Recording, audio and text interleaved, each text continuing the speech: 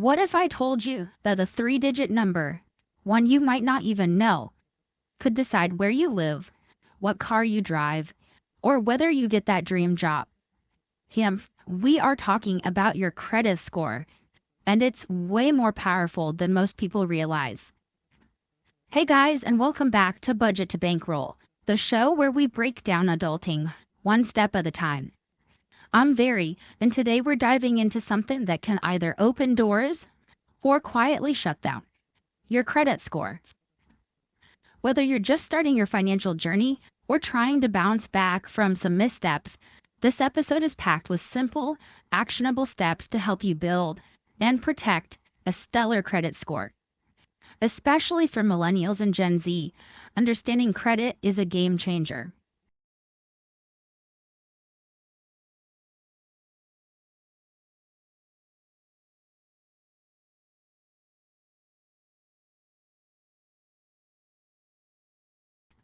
Did you know that people with excellent credit scores can save tens of thousands of dollars over their lifetime just in lower interest rates? That's money you could be investing, saving, or using for experiences that matter to you. So today, we'll break down what a credit score actually is, why it matters, how it's calculated, and most importantly, how to build it up the smart way, even if you're starting from scratch. So let's start with the basics.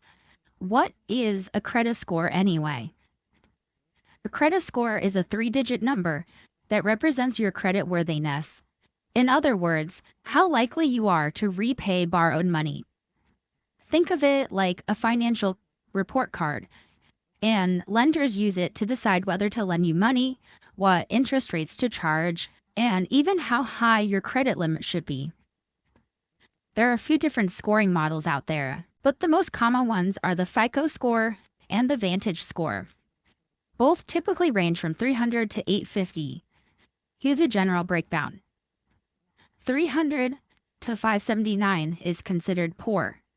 580 to 669 is considered fair. 670 to 739 is considered good. 740 to 799 is considered very good, and 800 to 850 is considered excellent. Now, how is this score calculated? There are 5 main factors that go into your credit score, and knowing them is the key to understanding what moves the needle. 1. Your payment history accounts for 35%. This is the biggest factor. Are you paying your bills on time? Even one missed payment can hurt, so set reminders or use auto-pay if you can. Credit utilization accounts for 30% of your score. This is the percentage of your credit limit that you're actually using. Experts recommend keeping this under 30% of your total credit, but under 10% is even better. Number 3, the length of your credit history. This accounts for 15% of your score. The longer your credit accounts have been open, the better. That's why keeping old credit cards open, even ones you rarely use, can seriously help. 4. New credit inquiries account for about 10% of your score. Each time you apply for a new loan or credit card, it can trigger a hard inquiry, which might temporarily ding your score. And 5. Having a good credit mix accounts for the remaining 10% of your score. This means having a variety of credit types, like credit cards, student loans, car loans. This can work in your favor, but it's not essential if you're just starting out. The bottom line is that your credit score isn't about being rich, it's about being responsible. Lenders want to see that you can handle borrowed money wisely, and the earlier you start building that track record, the better off you'll be. Okay, so now that we know what a credit score is and how it's calculated, you might be wondering, why should I care about this right now? The truth is, credit isn't just for later in life stuff, like buying a house. It affects a lot of your everyday adulting milestones, and especially for Millennials and Gen Z, who are navigating everything from side hustles to student debt. Here's why it matters right now. Are you renting an apartment? Because landlords often check your credit to decide if you're a reliable tenant. Are you buying a car? The low score could mean a much higher interest rate, or even getting denied. Are you applying for a job? Some employers run credit checks, especially in financial or government roles. Are you getting a phone plan or utility service? Yep, some of these companies run credit checks too, and might require a deposit if your score is low. And here's the kicker. Many people in their 20s and early 30s get held back by one major thing: a lack of credit history. It's not that they're irresponsible, it's just that no one ever taught them how to build credit in the first place. Plus, we're living in a world of buy now, pay later apps, subscription traps, and easy swipe to spend tech. It's never been easier to just get into debt without realizing it. But here's the good news. You don't have to be rich or finance savvy to build great credit. You just need to know the rules of the game and start playing smart. All right, let's get into the part you've been waiting for. How do you actually build and maintain a great credit score? Whether you're starting from zero or trying to bounce back, these tips are totally doable. No finance degree required. 1. Start with a secured credit card or a credit builder loan. If you don't have any credit history yet, these are great tools to get started. The secured credit card requires a small deposit, usually $200 to $500, and it works just like a regular card. A credit builder loan is another option where you borrow a small amount and repay it monthly to build credit over time. 2. Always pay on time. This is the golden rule. Even one late payment can drop your score significantly. Set calendar reminders, use auto pay, or schedule payments as soon as you get your paycheck. On-time payments show lenders you're reliable. 3. Keep your credit utilization low. Try not to use more than 30% of your available credit at any time. For example, if your card has a $1,000 limit, aim to keep your balance under $300. Under 10% is ideal for boosting your score, which in this scenario would be to keep your balance under $100. Don't close old accounts. Nope. 4. Don't close old accounts unless you have to. That credit card you opened freshman year of college, unless it has crazy fees, keep it open. The length of your credit history matters, and closing old accounts can shorten them. 5. Check your credit report regularly. You can get a free credit report every year from each of the 3 major bureaus, Experian, Equifax, and TransUnion, at annualcreditreport.com. Check for errors, suspicious activity, or outdated accounts. 6. Use tools like Experian Boost. If you're already paying your utilities or phone bill on time, why not get credit for it? Tools like Experian Boost let you add these payments to your credit file, which can give your score a quick bump, especially if you're new to credit. And 7. Become an authorized user. If a trusted family member or partner has a credit card with a good history, they can add you as an authorized user. You don't even have to use the card. Just being associated with that positive payment history can help your score. These aren't quick fixes, but they are powerful habits and pay off over time. Credit is like a reputation. It takes time to build and seconds to ruin. But with just a little attention each month, you'll be surprised how quickly you can move from fair to excellent. Now, let's clear the air on some of the most common credit myths out there. Because let's be real, the internet is full of misinformation, and what your cousin told you at that family barbecue might not exactly be accurate. So let's bust a few myths. Myth 1. You need to carry a balance to build credit. False. You do not need to carry a balance or pay interest to build credit. In fact, the best strategy is to pay your statement balance in full every month. That way, you avoid interest charges and still are building your score. Myth number 2. Checking your credit score hurts it. This one's partially true. There are 2 types of credit checks: soft inquiries and hard inquiries.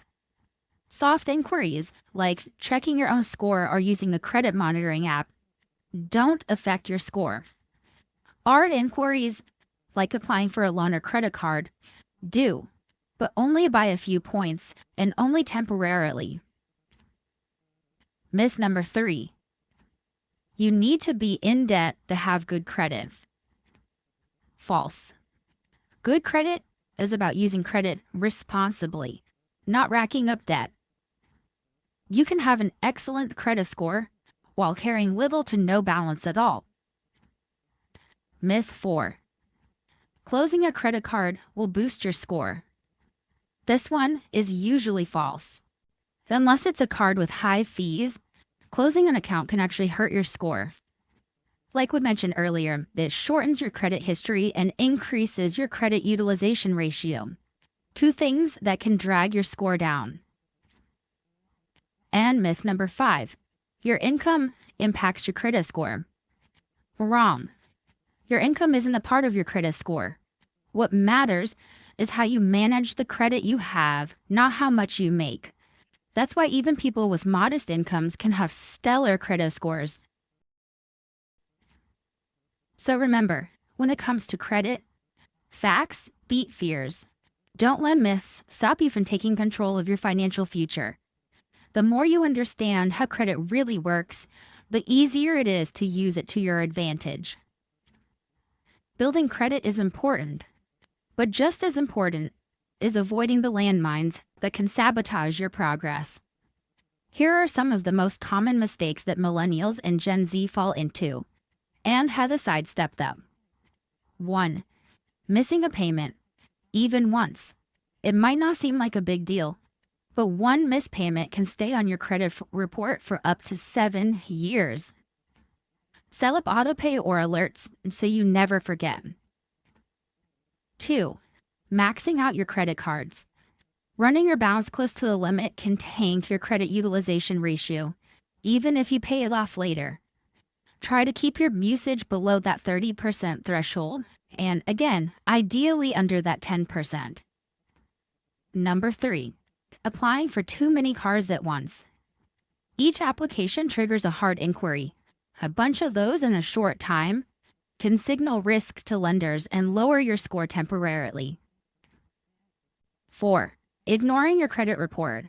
Outdated information or even identity theft can show up on your credit report without you realizing it. Check your report at least once a year at annualcreditreport.com. It's totally free. 5.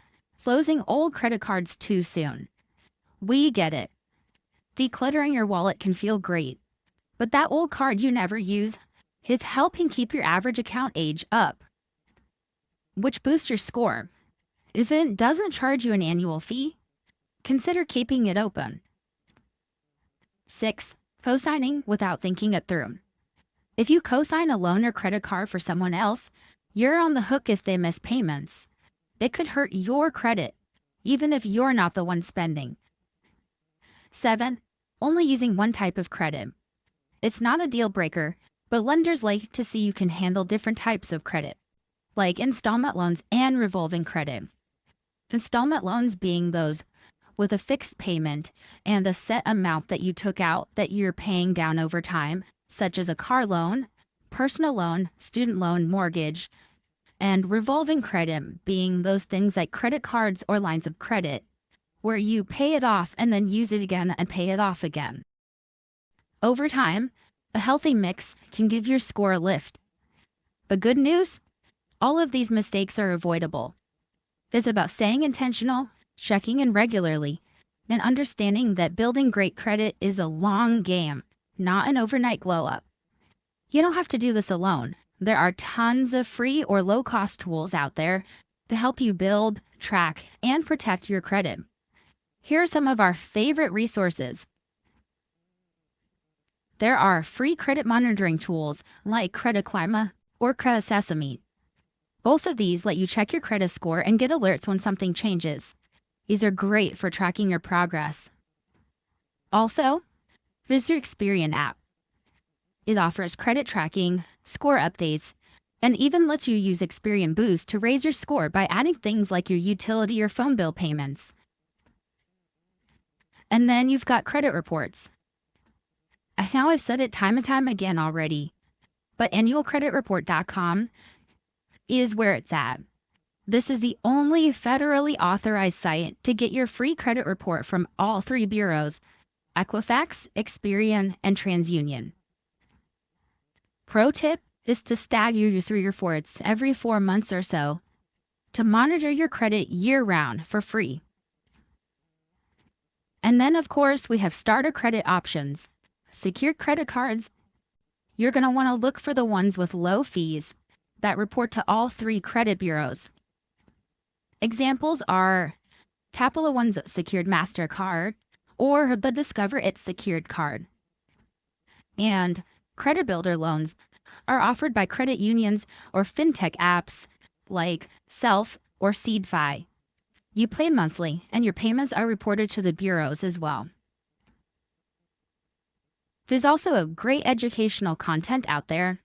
The FICO score website, myfico.com. You can learn exactly how your score is calculated and what affects it. And then there's the Consumer Financial Protection Bureau at consumerfinance.gov. This is a trustworthy source for credit tips, pools, and complaint resolution. The tools are out there. You just need to use them consistently. Even 15 minutes a month can make a huge difference in keeping your credit on point. All right, now let's bring it home. Whether you're just getting started with credit or trying to level up your score, remember, this is a marathon, not a sprint. A stellar credit score isn't about being rich. It's about being consistent, informed, and intentional. Here's your quick action checklist from today's episode. First, check your credit score using a free app like Credit Karma or Credit Sesame. Second, pull your full credit report from annualcreditreport.com and review it for any errors. Third, if you're just starting out, research secured cards or credit builder loans. Fourth, set up autopay or reminders to never miss a payment. Fifth, keep your balances low and for under 30% utilization. And remember that under 10% is best. Sixth, bookmark or download a budget app to help keep track of your spending and stay organized. 7, if you already have credit, don't close those old accounts unless it's absolutely necessary. And finally, check in with your credit every month. It only takes a few minutes. Your credit score is one of the most powerful tools you have for building financial freedom. Use it wisely, protect it fiercely, and remember, you got this. If you enjoyed this episode or found it helpful, don't forget to subscribe, share it with a friend, and leave us a quick review. It really helps more people find the show and take control of their finances, and it helps the show grow, which means more than you realize. Thank you for listening. We'll catch you in the next episode, where we're going to be discussing what actually works for building passive income. Until then, I'm Very, and this is Budget to Bankroll.